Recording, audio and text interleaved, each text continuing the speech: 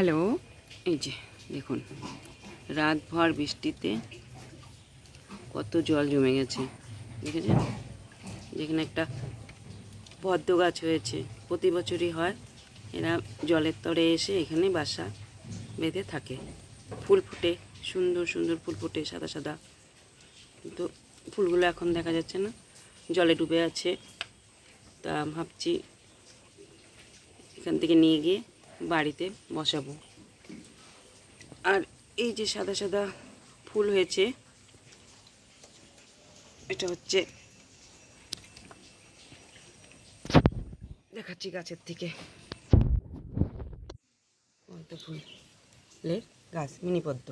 আর এই যে গাছটা দেখতে পাচ্ছেন, এটা কালাকেশুতি গাছ।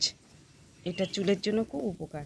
এটা যদি কারো বাড়িতে থাকে, এই পাতাগুলো থেতো করে বেটে যদি একটু নারকেল তেল দিয়ে গরম করে ঠান্ডা করে চুলের গোড়ায় লাগান, তাহলে চুলও ঘন হয়, চুলও কালো হয়। তো আমার বাড়িতে ছিল, কিন্তু গাছগুলো নষ্ট হয়ে গেছে। তা ভাবছি বোনের বাড়ি থেকে নিয়ে যাব। এটা আমার সেজ বোনের বাড়ি। শহরে জানেন, বাড়ি ঘরে জল উঠলে জল যাওয়ার জায়গা থাকে না, জল জমে যায়। তাই এই যে জল জমে গেছে, এটা বাড়ির পেছন দিকটা।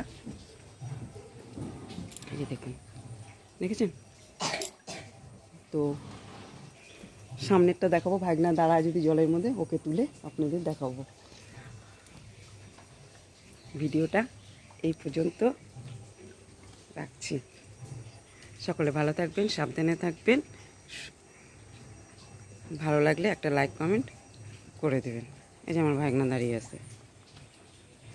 হাই বল, ঘুম থেকে উঠলো।